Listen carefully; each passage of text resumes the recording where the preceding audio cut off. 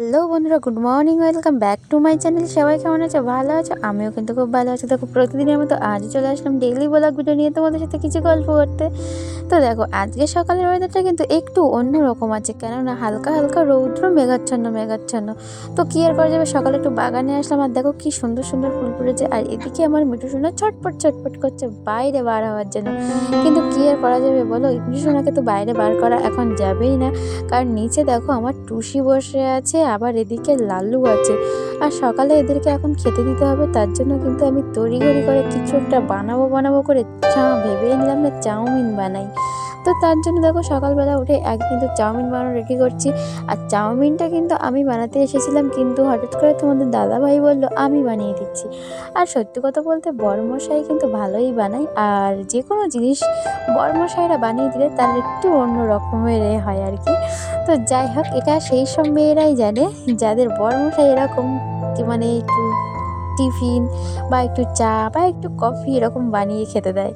তো এটা একটা আনন্দ আছে অন্যরকম। তো যাই হোক, দেখো বরমশাই এখানে চাউমিন বানাচ্ছে, আর এটা কিন্তু হিটারেই বানানো হচ্ছে। আর যে কোনো জিনিস কিন্তু চটজলদি হিটারে ভালোই বানানো যায়। এটা আমি ফ্লিপকার্ট থেকেই নিয়েছিলাম, কিন্তু এই জিনিসটা আমার ভীষণই ভালো এসেছে ফ্লিপকার্ট থেকে। এই জন্য ফ্লিপকার্টে অনেক অনেক ধন্যবাদ, কারণ সত্যিই আমার প্রত্যেকটা জিনিসই ভালো এসেছে। তো তারপরে দেখো প্রায় তো কমপ্লিট, চাউমিন খাওয়ার লোক কিন্তু মেলা আছে। আমার টুসি আছে, মিঠু আছে, লালু আছে, আর তারপরে তো আমরা আছি। তো দেখো, যেহেতু একটু সসটা আমি বেশি খাই, তো তার জন্য একটু বেশি পরিমাণে সস দিয়ে দিল।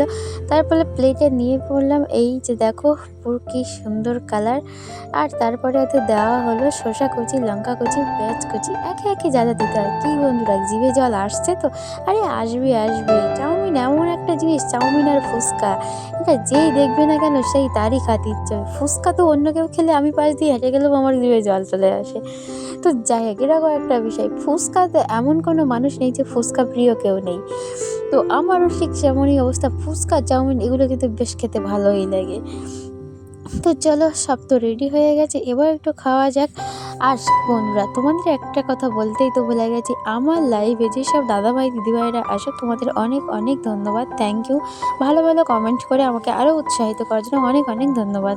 তো দেখো, তারপরে সকাল খাওয়া তো হয়েই গেছে, দুপুরবেলা আমি একটু কাচাকুচি করে রান্না করছি। ওরে বাপরে, ওই যে সকালে বললাম মেঘাচ্ছন্ন ভাব, হঠাৎই দেখি টিপটাপ করে বৃষ্টি ফুটিয়েছে। ওরে বাবা রে বাবা, এবারে কি আর করবো, তড়িঘড়ি করে রেডি করা শুরু করে দিয়েছি। কি করবো, চারিদিকে সব কিছু জিনিসপত্র এলোমেলো করা। আর দেখো, বৃষ্টি তো এসে গেছে, কিন্তু একা তো সব কিছু গোছানো যায় না, তার জন্য বর্মশাইকে ডেকে নিলাম। আর নেওয়ার পরে দেখো কি একটা অবস্থা হলো, আমি জানা থেকে জিনিসপত্র নামাচ্ছি আর মাথায় গিয়ে পড়লো বর্মশাইয়ের। তো এদিকে দেখো, আমি রান্না তো বসিয়ে দিয়েছিলাম, আর এদিকে সব জিনিসপত্র গোছাচ্ছি, বর্ষা ফুটিয়ে দিয়েছে। তো দেখো, এখানে বর্মশাইকে বললাম তুমি একটু মাছটি নাড়াচাড়া করো, তারপরে আমি আসছি। তো বর্মশাই আমার কথা মতো মাছটা একটু ভাজা শুরু করে দিয়েছে, আর এদিকে দেখো কাঠ কুটো সবটাই রেডি করছি। কী করবো, দুজন মিলে রেডি করে নিলাম, কিন্তু দুর্ভাগ্য বৃষ্টি তো হলোই না, আরও আমাকে চটজলদি খাটনিটাই করিয়ে নিল।